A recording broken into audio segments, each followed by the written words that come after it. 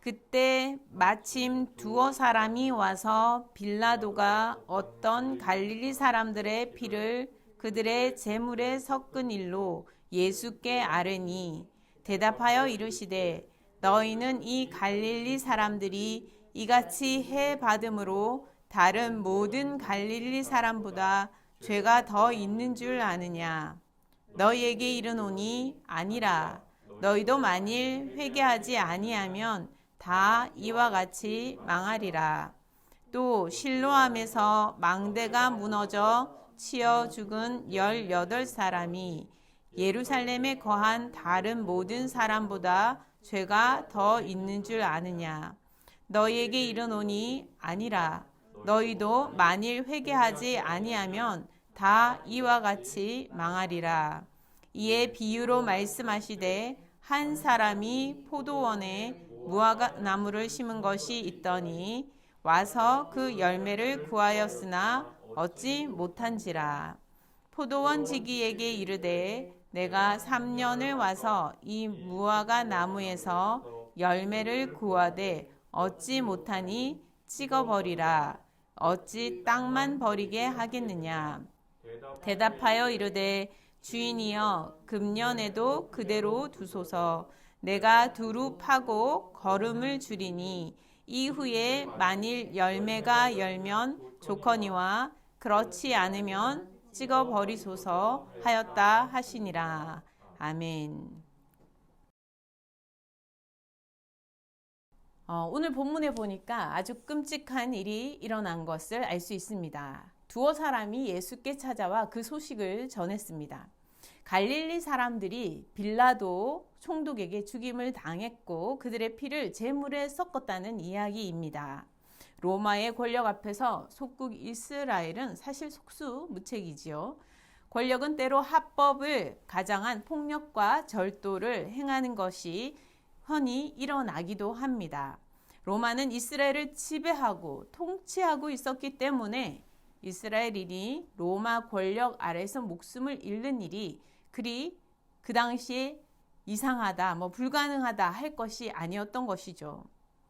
권력이란 이렇게 폭력적일 수 있는 것입니다. 예수의 제자들 중에는 갈릴리 사람들이 여럿 있었으며 또 예수께서는 주로 갈릴리에서 활동을 하셨지 않습니까? 그래서 주변에 따르는 이들이 갈릴리인들이 많았다 하겠습니다. 그래서 예수 곁에 있던 이 사람들이 어찌 이런 일이 일어났는지 궁금했을 뿐더러 또 갈릴리이기 때문에 더욱 마음이 동요했을 것입니다. 그런데 오늘 예수께서는 이 이야기에 대하여 이렇게 말씀하십니다.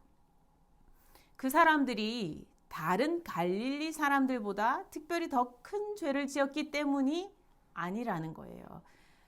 더 큰 죄를 지었기 때문이라고 생각하지 말아라 라고 말씀하십니다. 당시 이스라엘 사람들은 누군가에게 아주 큰 일, 무서운 일이 벌어지면 그 사람의 죄로 인해 벌 받는 것인가 하는 생각을 하는 습관이 있었습니다.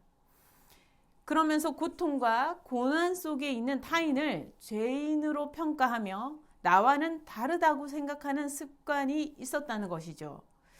그러나 예수께서는 그 슬픈 최후를 맞은 그들이 너희와 다르지 않다는 것을 기억해야 한다고 말씀하십니다. 너희도 그들과 다를 바 없이 언제라도 슬픈 최후를 맞을 수 있는 그런 같은 위험 속에 있는 사람이라는 것을 기억하라는 것입니다. 그들의 위험은 단지 그 한 사람의 위험이 아니라 공공의 위험이라는 것이죠. 지금 우크라이나에 전쟁이 일어났습니다. 참 안타까운 일이고 너무나 마음 아픈 일입니다. 많은 사람이 다치고 죽어가고 있지 않습니까? 그들이 세계 여러 다른 나라들보다 더 큰 무슨 잘못, 죄를 지었기 때문에 그렇게 된 것이 아니라는 겁니다. 전쟁은 어디에서나 누구에게나 일어날 수 있는 사건이라는 것이죠. 다른 나라에는 아직 전쟁이 일어나지 않은 그런 않을 기회가 있는 차이가 있다는 거죠. 우크라이나의 전쟁이 그치고 또 다른 나라에도 이런 전쟁은 일어나지 말아야 할 것입니다. 우리의 할아버지 할머니 세대도 마찬가지 아니겠습니까? 그 옛날에 겪었던 전쟁과 그 가난하고 어려움과 고통, 그 모든 것이 그분들이 우리보다 더 악을 행하고 잘못이 있었기 때문에 아니면 어리석었기 때문에 그랬던 것이 아니라는 것이지요. 오히려 우리나라가 그렇게 전쟁의 고통을 겪고 있을 때에 누군가 저들이 나와 다르지 않구나 생각하는 사람들에 의해서 달려와주고 도와주고 함께 해줬던 그들을 통해서 휴전과 평화의 기회가 만들어질 수 있었고 또 오늘날 지금 우리의 삶이 있는 것이 아니겠습니까? 오늘날도 마찬가지입니다. 우크라이나의 전쟁을 겪는 이들을 보며 그들이 나와 다르지 않은 이들임을 우리는 생각해야 합니다. 그들을 도울 수 있고 다시 평화를 그 땅에 가지고 올 수 있도록 말이지요. 우리도 타인에게 일어나는 사건들을 보며 그들이 나와는 다른 그런 사람이라고 구분을 하는데 우리의 생각을 할애하는 것이 더 많지 않습니까? 타인에게 일어나는 사건들을 볼 때에 그들이 나와 다르지 않음을 생각해야 된다. 오늘 예수께서는 말씀하십니다. 우리도 그렇게 생각할 수 있기를 바랍니다.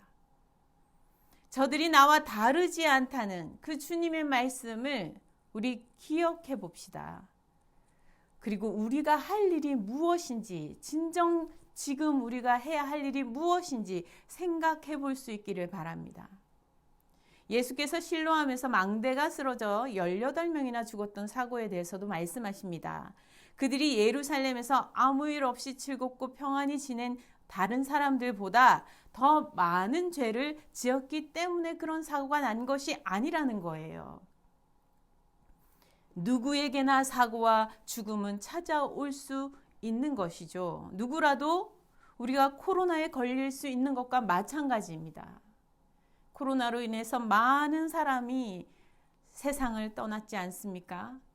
먼저 세상을 떠난 그들이 더 큰 잘못이 있기 때문에 그런 일이 벌어진 것이 아니라는 것이죠.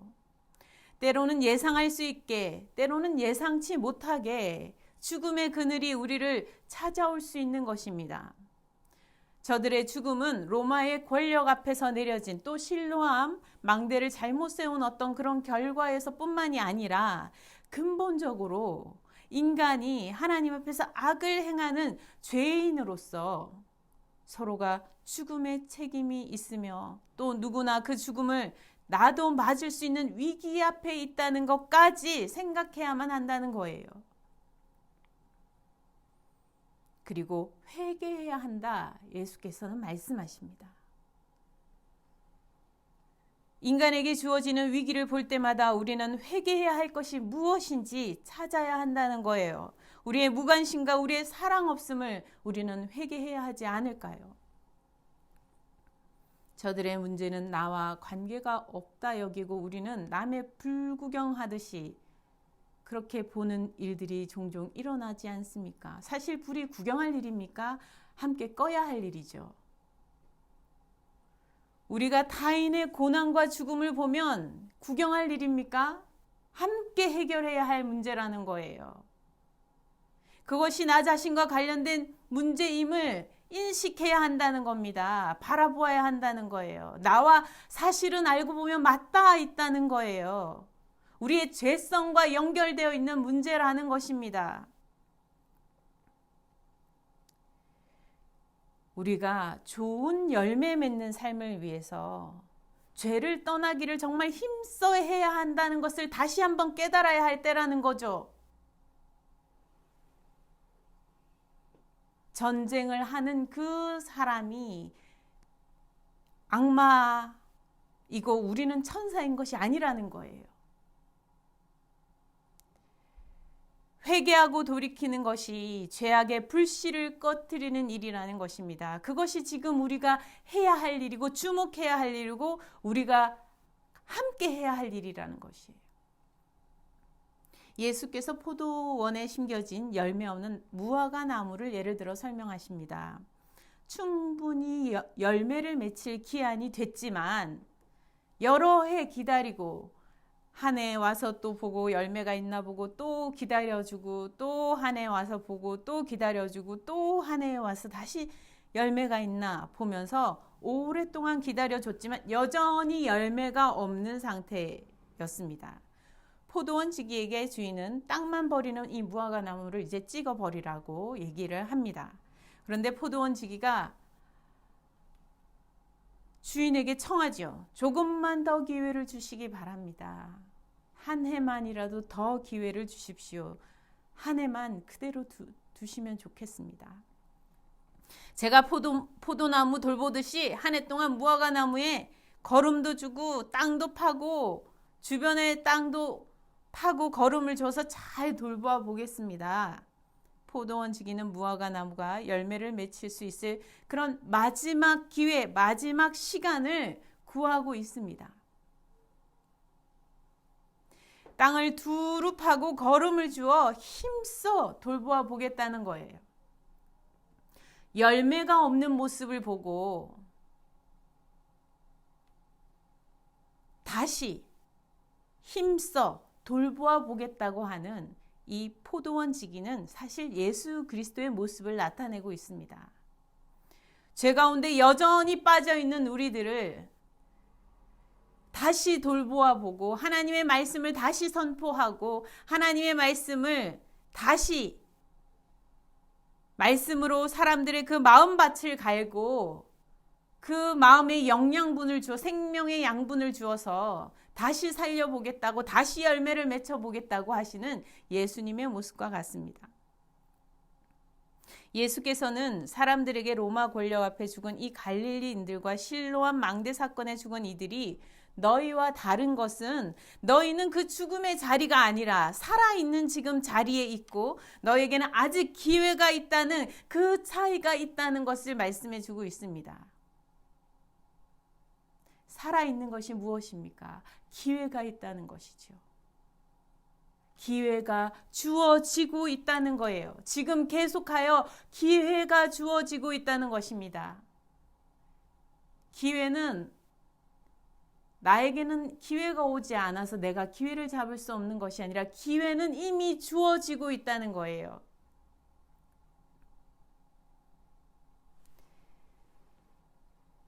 그러나 우리에게 주어진 기회도 언제라도 마지막 기회가 될 수 있다는 것을 기억하라고 강조하십니다. 우리는 영원히 살 것처럼 우리는 살아가고 싶어 합니다.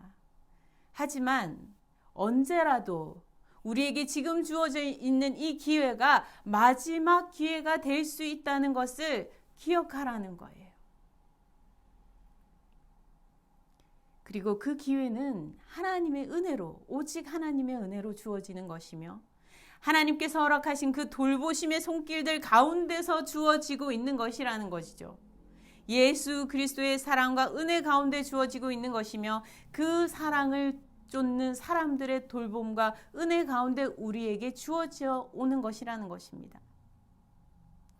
예수께서는 포도원 지기가 되셔서 말씀을 가르치시고 복음을 전파하셔서 사람들의 마음의 땅을 열심히 힘써 지금 두루 파고 걸음을 주고 계셨습니다. 그리하여 믿음의 열매, 사랑의 열매를 맺히는 그런 날을 기대하시는 것이지요. 지금은 열매가 없어요. 미래가 없어 보입니다. 가능성이 보이지 않아요. 그러나 예수께서는 다시 한번 기회를 주고 또 땅을 파고 거름을 주어서 영양분을 주어서 길러내고자 하십니다. 우리 하나님의 말씀을 들을 때에 우리가 마음밭이 갈아질 수 있기를 바랍니다. 우리의 마음밭이 갈아질 수 있기를 바라요.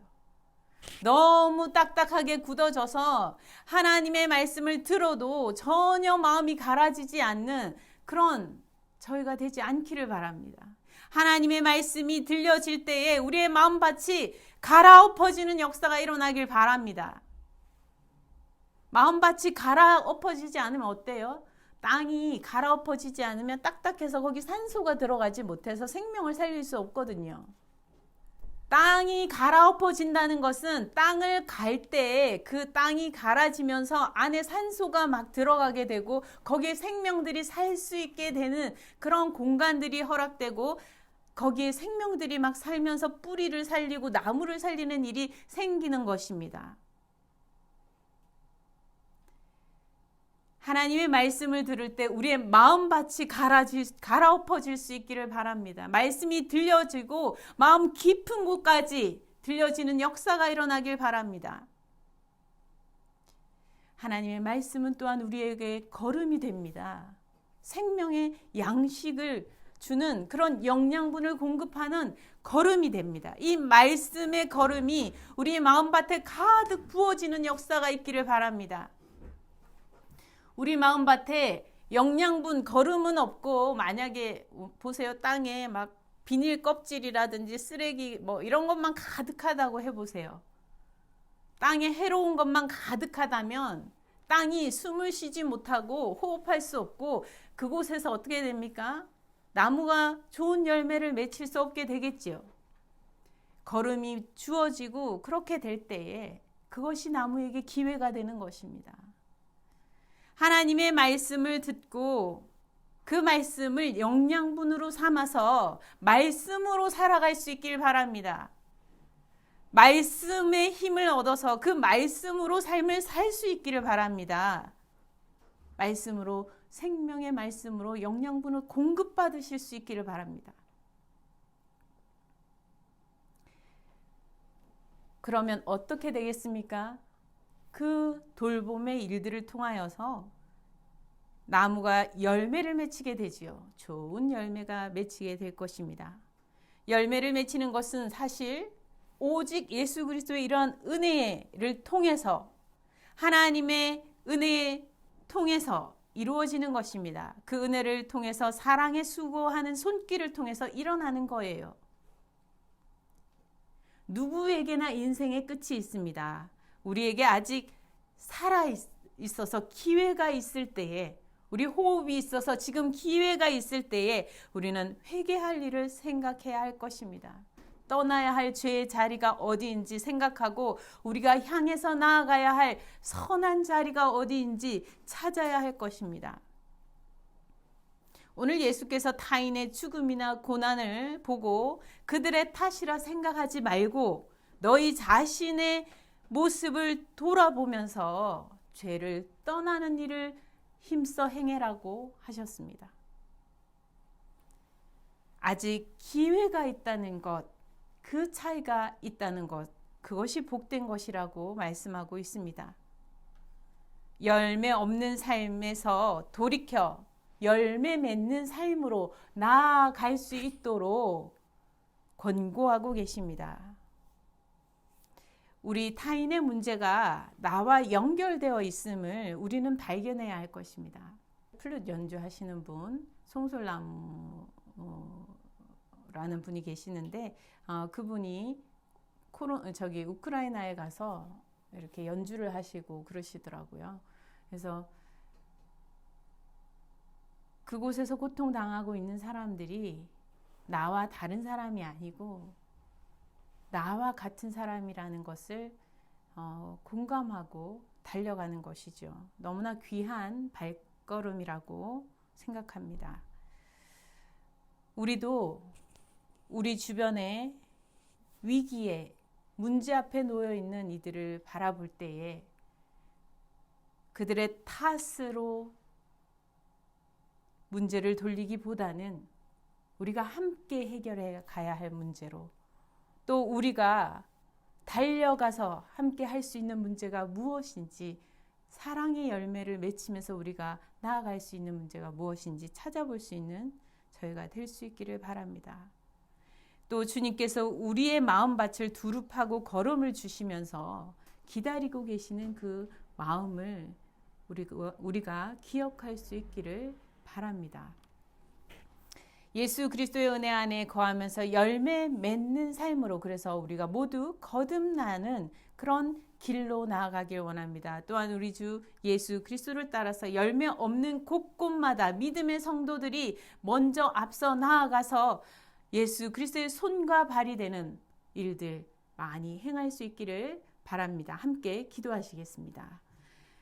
하나님 아버지, 곤란을 겪고 위기를 맞은 이들을 볼 때에 오늘 본문에서 예수께서 하신 말씀을 기억하게 하옵소서.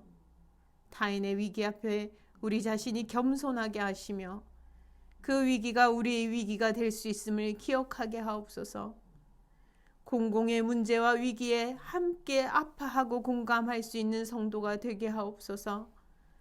아직 살아있기에 기회가 있음을 깨달아 속히 돌이킬 것을 돌이켜 회개하게 하시며 좋은 열매 맺도록 오늘도 기다려 주시고 말씀을 가르쳐 교훈하여 주시는 주님의 은혜에 바르게 응답할 수 있게 하여 주시옵소서.